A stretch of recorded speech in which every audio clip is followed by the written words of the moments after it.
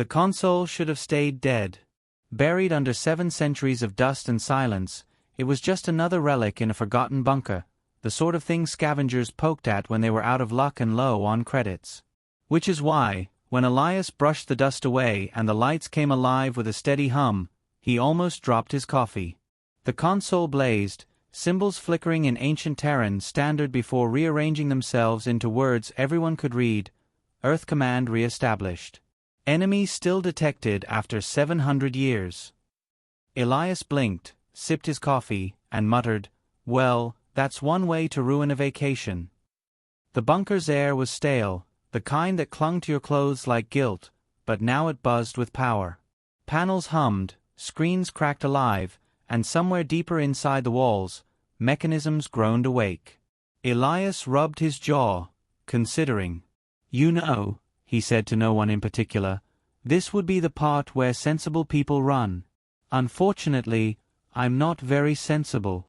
The alien archaeologist who'd brought him here, a slender, four-eyed Sorin named Pella, stumbled back. Her frilled ears trembled with panic. You activated it. Do you have any idea what this is?" "Judging by the ominous tone," Elias said dryly, "I'd say it's either a coffee machine or the end of the galaxy." He tapped the console. "And since the coffee around here tastes like boiled algae, I'm betting it's the second one." The console chimed politely. "Command authorization detected. Welcome back, Captain Elias Grant. Fleet status nominal. Awaiting orders." Pella made a strangled sound. "Fleet? Fleet. That console is a war control nexus. It shouldn't even recognize you." Elias smiled, that easy human smile that always seemed to unnerve aliens more than any weapon. "Well, apparently it does. Maybe it likes my aftershave." The bunker shuddered. Deep beneath their feet, something vast began to stir. Pella backed toward the exit. "We need to leave. If this system is still connected, you may have just reactivated everything." Elias finished his coffee and tossed the cup onto the console, where it was promptly incinerated by a sterilization beam. He whistled. "Self-cleaning. Fancy." Then more quietly, "All right, let's see just how much everything means." News traveled faster than light when it was bad enough. Within a week, every major coalition council was in uproar. Screens across the galaxy replayed the same image, a human brushing dust off a console, the words flaring to life, and then, worse, the feed from orbital satellites showing long-dead Terran defense platforms realigning, solar cannons warming, and a fleet of dormant drones blinking back online. The Chancellor of the Valari hissed through a dozen fanged mouths. "This cannot be tolerated. That console is a relic of the human wars. If their command systems are awakening, then so too are their weapons. We must dismantle them immediately." The Garathi delegate pounded the table with a claw the size of a child. "Dismantle? Fools. The moment we approach, those systems will recognize us as the enemy. They already said it, enemy still detected. We are the enemy."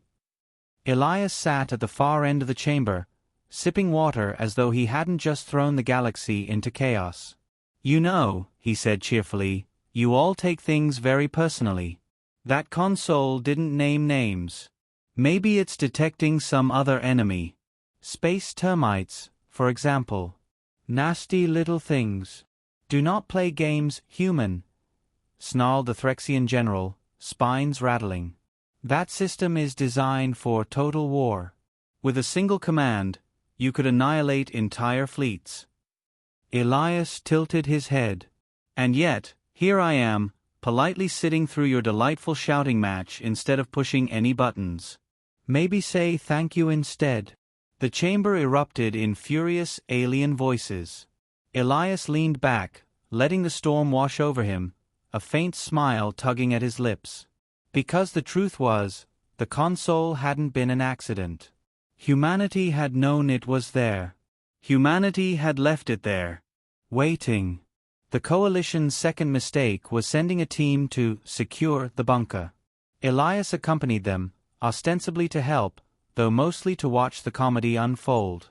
The moment an alien soldier tried to access the console, the entire facility sealed itself, locking down with a sound like the closing of a tomb. The soldier's implants shorted out, dropping him to the floor in spasms, while the console's AI chirped pleasantly. Unauthorized access detected. Intruder neutralized. Elias crouched beside the twitching soldier, patted him on the shoulder, and said, "See, this is why you knock before entering."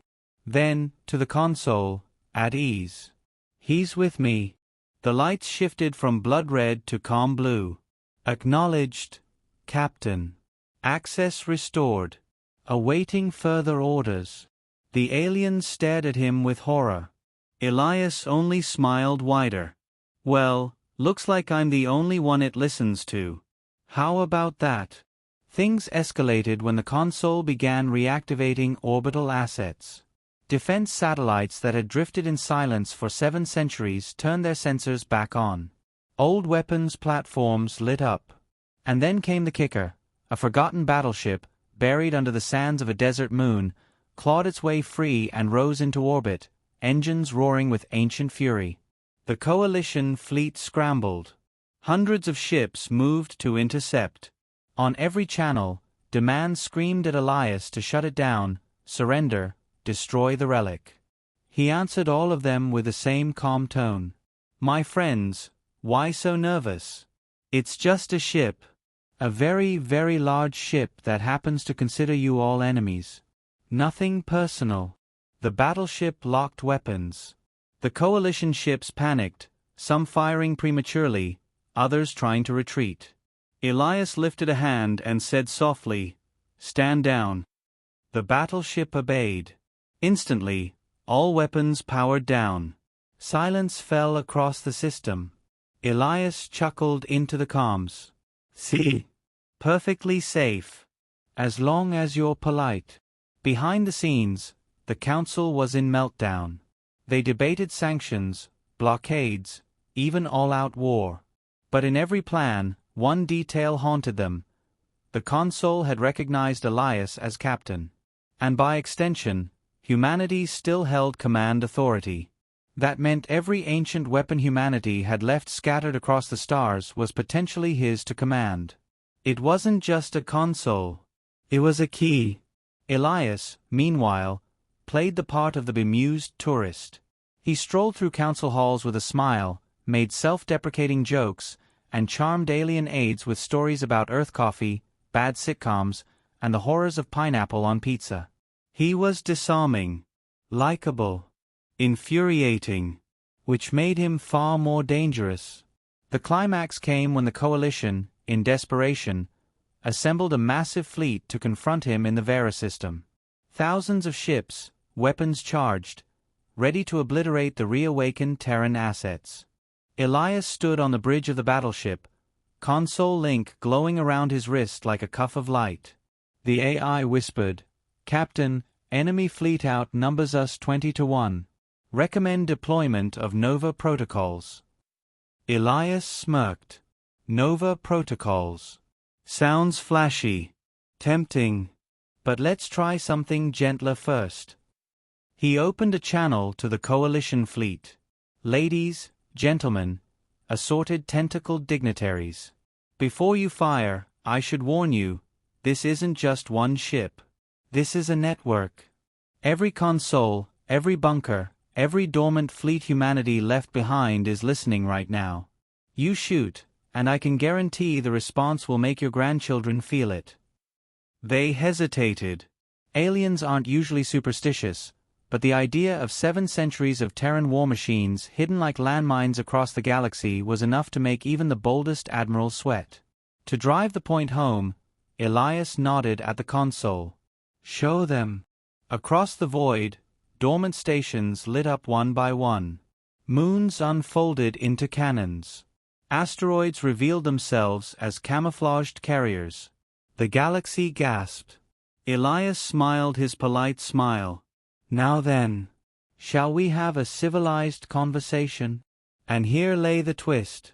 Humanity hadn't built those systems to continue the war. They'd built them to end it. to make sure no one ever forgot what humans were capable of. Every console, every ship, every trap was a theater prop in the greatest performance of deterrence the galaxy had ever seen.